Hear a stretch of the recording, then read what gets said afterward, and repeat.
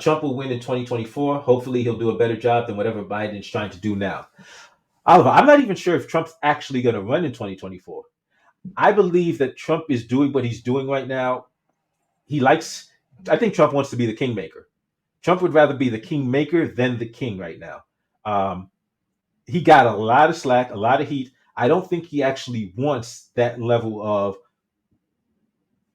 I don't think he actually wants that level of scrutiny and constantly having, whether it be the media or um like these DAs, these AUSAs, he doesn't want them constantly digging in his business.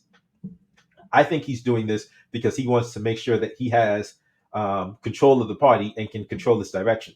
Not a poet says, it seems you speak ill will of the Democratic Party, which are true. However, how do you support this version of the Republican Party? I'm confused. I'm not a fan of either of the two parties. In fact, what I call the two parties, I'd say these two parties are two corrupt corporations that are colluding to control the government.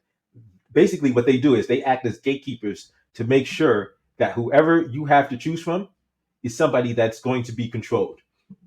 Now, I get that Trump did a really good job of sounding and seeming outside the box, but when it came to there's a bunch of policies that Trump was on where it was just okay, whatever. He just went with whatever they wanted because Trump didn't. There's a bunch of stuff Trump didn't care about, and like even if you take a look at the pandemic, um, Fauci had wanted to get what's it called? There's this type of research, gain of function research, that Obama had shut down, I think in 2014.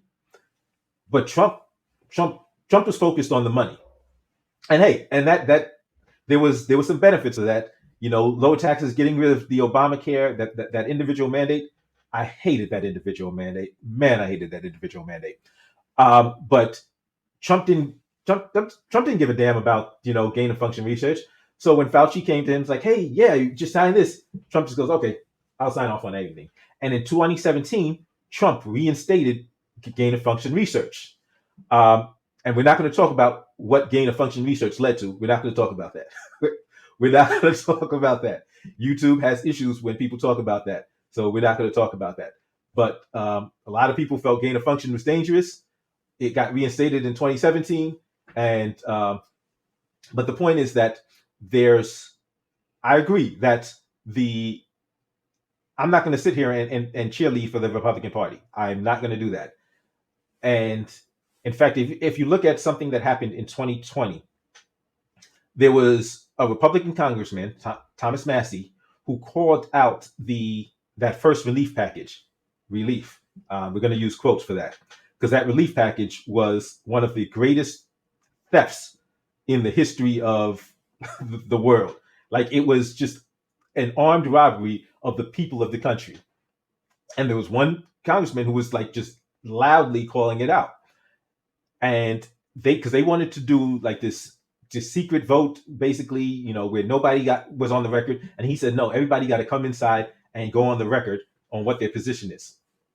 He got attacked by both sides. And there were two prominent people that came out and attacked him. John Kerry was one of the people. Donald Trump was the other. So, hey, I get that a lot of people like some of the things Trump did, but a lot of the things Trump did, there was only certain things that Trump actually cared about that might have been, and it was like when it came to finance and money, cool.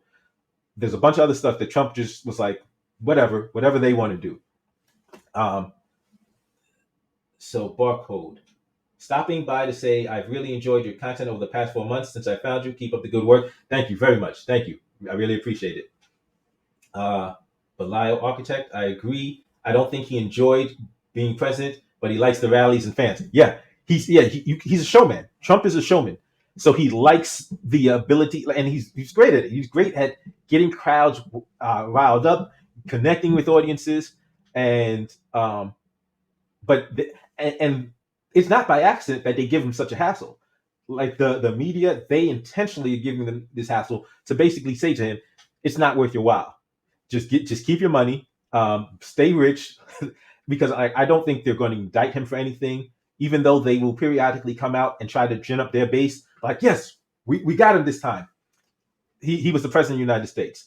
Uh, just on that basis alone, I don't think the government is actually going willing to indict and convict a sitting president of something.